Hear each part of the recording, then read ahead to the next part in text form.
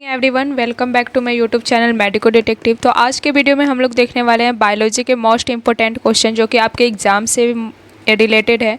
तो हम लोग चलते हैं फर्स्ट क्वेश्चन पे बिना टाइम को वेस्ट करते हुए। पहला क्वेश्चन है कि ताज़ी सब्जियां किस विटामिन का अच्छा स्रोत होता है। तो जिनको भी इनका आंसर आता होगा वो कमेंट बॉक्स में ज़रूर बताइएगा।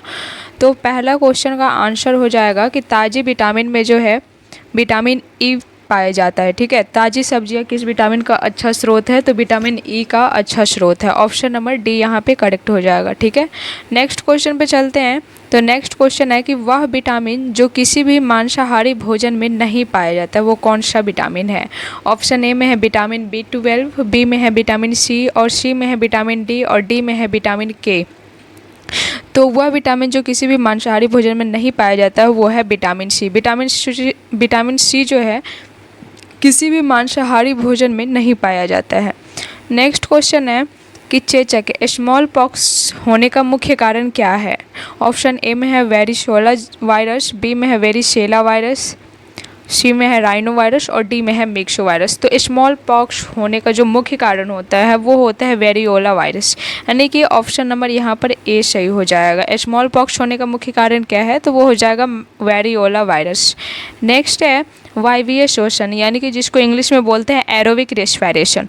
तो एरोबिक रेस्पिरेशन प्रक्रिया के लिए निम्नलिखित में से क्या आवश्यक होती है। ऑप्शन ए में दिया गया है कार्बन डाइऑक्साइड, बी में है नाइट्रोजन, सी में है ऑक्सीजन, और डी में है हाइड्रोजन।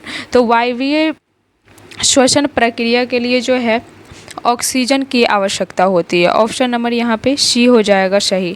नेक्स्ट क्वेश्चन पे चलते हैं कि हेपेटाइटिस रोग का मुख्य कारण क्या है। ऑप्शन ए में है बैक्टीरिया, बी में है वायरस, सी में है प्रोटोजोआ, और डी में है कवक। तो हेपेटाइटिस रोग का होने का मुख्य कारक जो है वो है virus. Option number B, hepatitis B virus होता है जिसका होने का कारण है, हेपेटाइटिस होने का कारण है। नेक्स्ट क्वेश्चन है कि स्तन के दूध के माध्यम से माँ द्वारा बच्चे को अंतरित किए जाने वाले प्रतिरक्षी कौन से हैं। ऑप्शन ए में है सहज प्रतिरक्षी, बी में है उपार्जित प्रतिरक्षी, सी में है कृत्रिम प्रतिरक्षी, और डी में है इनमें से कोई नहीं। तो स्तन के दूध के माध्यम से जो माँ द्वारा बच्चे को अंतरित किए जाने वाले प्रतिरक्षी प्राप्त होते हैं वो होते हैं सहज प्रतिरक्षी। ठीक है, इनेट भी जिसको बोलते हैं, पैसिव भी बोलते हैं, तो इनेट एंटीबॉडी हो जाएगा। ऑप्शन नंबर ए सही हो जाएगा।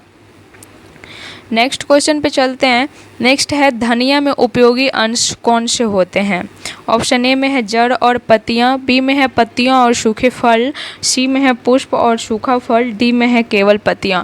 तो धनिया में जो उपयोगी अंश होते हैं वो होते हैं पत्तियां और सूखे फल। ठीक है, धनिया में उपयोगी अंश कौन सा होता है, तो धनिया का पत्ता और उसका जो सूखा हुआ फल होता है वो उपयोग में लाया जाता है। किस पादप को शाकीय भारतीय डॉक्टर कहा जाता है। यहाँ पे है कि किस पौधे को शाकीय भारतीय डॉक्टर कहा जाता है, तो वो हो जाएगा तुलसी को। तुलसी को जो है भारतीय शाकीय डॉक्टर भी कहा जाता है। नेक्स्ट क्वेश्चन पे चलते हैं कि मानव रक्त का पीएच वैल्यू कितना होता है। ऑप्शन ए में है 6.4, बी में है 7.4, सी में है 8.4, और डी में है 7.0। तो मानव रक्त का पीएच मान जो है वो होता है 7.4। मानव रक्त का पीएच वैल्यू का बात करें तो 7.4 होता है। ठीक है, नेक्स्ट है हाथी का वह भाग जो राजदंत यानी कि राजदंत के रूप में बदलता है क्या कहलाता है। हाथी का वह दांत जो राजदंत के रूप में बदलता है वो कहलाता है रदनक, जिसको इंग्लिश में कैनाइन भी बोलते हैं। ठीक है, दांत का 4 प्रकार होता है, वो आप लोग को पता होगा कि इंसीजर, कैनाइन, मोलर और प्री मोलर। जिसमें हाथी का पूछ रहा है कि राजदंत के रूप में कौन सा टीथ बदलता है, तो वो हो जाएगा कैनाइन, जिसको बोलते हैं रदनक। नेक्स्ट क्वेश्चन है कि रुधिर के किस घटक को हमारे शरीर की रक्षक कोशिका कहा जाता है, यानी कि ब्लड के किस घटक को हमारे शरीर की रक्षक कोशिका कहा जाता है, तो वो हो जाएगा श्वेत रुधिराणु, यानी कि WBC, वाइट ब्लड सेल को। वाइट ब्लड सेल को क्या कहा जाता है, हमारे शरीर की रक्षक कोशिका कहा जाता है।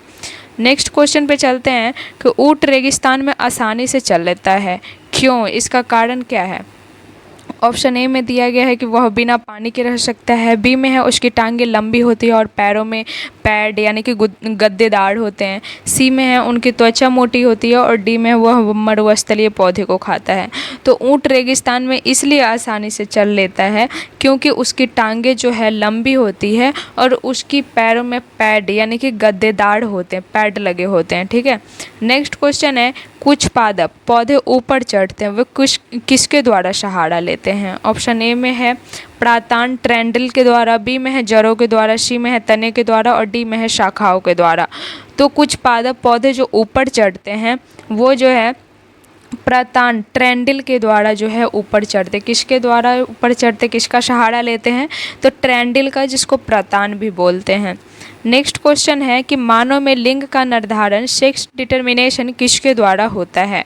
ऑप्शन ए में है माता के गुणसूत्रों द्वारा, बी में है पुरुष गुणसूत्रों द्वारा, सी में है पर्यावरण द्वारा, डी में है उपयुक्त दोनों। तो मानवों में लिंग का निर्धारण जो है वो होता है पुरुष के गुणसूत्रों द्वारा। किसके गुणसूत्र द्वारा होता है, तो पुरुष के गुणसूत्र द्वारा होता है। ऑप्शन नंबर बी हो जाएगा सही। ठीक है, नेक्स्ट क्वेश्चन पे चलते हैं। नेक्स्ट है पेयजल यानी कि ड्रिंकिंग वाटर में फ्लोरीन की कमी से कौन सी बीमारी होती है। ऑप्शन ए में है घेंघा रोग, बी में है दंत क्षरण जिसको कैरीज भी बोलते हैं, टूथ डिके भी बोलते हैं, सी में है एनीमिया और डी में है स्कर्वी। तो पेयजल में फ्लोरीन की कमी से जो बीमारी होती है वो होती है दंत क्षरण जिसको बोलते हैं कैरीज। तो ऑप्शन नंबर यहाँ पर बी सही हो जाएगा। नेक्स्ट क्वेश्चन है कि पुरुषों या मानव शरीर में यूरिया का निर्माण कहाँ होता है। यहाँ पे क्वेश्चन पूछा गया है कि पुरुष या मानव शरीर में यूरिया का निर्माण कहाँ होता है। ऑप्शन ए में है ब्रिक जिसको किडनी बोलते हैं, किडनी में, बी में है यकृत में, सी में है फेफड़ों में और डी में है हृदय में। तो पुरुषों या मानव शरीर में यूरिया का फॉर्मेशन जो है वो होता है किडनी में। ऑप्शन नंबर ए हो जाएगा सही। ठीक है, कहाँ होता है, किडनी में। नेक्स्ट क्वेश्चन पे चलते हैं। नेक्स्ट है यकृत में प्रोटीन विघटन होकर उत्पन्न विषैले अमोनिया को किस में परिवर्तित कर दिया जाता है। ऑप्शन ए में है यूरिक अम्ल में, बी में है यूरिया में, सी में ग्लाइकोजन में और डी में है अमीनो अम्ल में। तो यकृत में प्रोटीन जो है विघटन होकर के उत्पन्न विषैले अमोनिया को जो है यूरिया में परिवर्तित कर देता है। यहाँ पर ऑप्शन नंबर बी सही हो जाएगा। नेक्स्ट क्वेश्चन पे चलते हैं। नेक्स्ट है ईसीजी। ईसीजी उपकरण क्या दर्ज करता है। ऑप्शन ए में है मस्तिष्क की तरंगे, बी में है हृदय पेशियों का विभवांतर, सी में है फेफड़ों की गति और डी में है मांसपेशियों का संकोचन। तो ईसीजी उपकरण जो है हृदय पेशियों का विभवांतर दर्ज करता है। क्या दर्ज करता है, हृदय पेशियों का विभवांतर दर्ज करता है। ऑप्शन नंबर यहाँ पे बी सही हो जाएगा। नेक्स्ट है कि रेफ्रिजरेटर खाद्य पदार्थों को खराब होने से बचाते हैं क्योंकि इसका कारण क्या होता है। ऑप्शन ए में है इसके न्यून तापमान पर रोगाणु मर जाते हैं या निष्क्रिय हो जाते हैं, डिस्ट्रक्टिव हो जाते हैं, या फिर यह भोजन को सुखा देते हैं, या इसमें ओजोन गैस होती है, या यह भोजन को सील कर देते हैं। तो रेफ्रिजरेटर जो खाद्य पदार्थ को ख़राब होने से बचाते हैं उसका कारण है इसके न्यून तापमान पर जो है रोगाणु मर जाते हैं और निष्क्रिय हो जाते हैं यानी कि एक्टिव नहीं हो पाते हैं। तो ऑप्शन नंबर इसका ए सही हो जाएगा। ठीक है, नेक्स्ट क्वेश्चन है मछली खाने से मरकरी यानी कि पारा की विषाक्तता के कारण होने वाला रोग कौन सा है। ऑप्शन ए में है इटाई, बी में है मिनी माता, सी में है ब्लू बेबी सिंड्रोम और डी में है न्यूमोकोनियोसिस। तो मछली खाने से मरकरी पारा की विषाक्तता का कारण जो होने वाला रोग है वो है मिनी माता यानी कि ऑप्शन नंबर बी सही हो जाएगा। तो आप लोग कमेंट में ज़रूर बताइएगा कि आपका 20 में से कितना क्वेश्चन सही हुआ, आपने कितना तैयारी किया है, इससे पता चल सकता है कि 20 में आपका कितना सही हुआ। अगर गलती हुआ है तो कोई बात नहीं, आप फिर से अगेन वीडियो देख करके उसको लिख करके याद कर सकते हैं और आपका एग्ज़ाम बेहतर जा सकता है। तो आप इस तरीके के वीडियो को देखने के लिए चैनल को सब्सक्राइब कर लीजिए।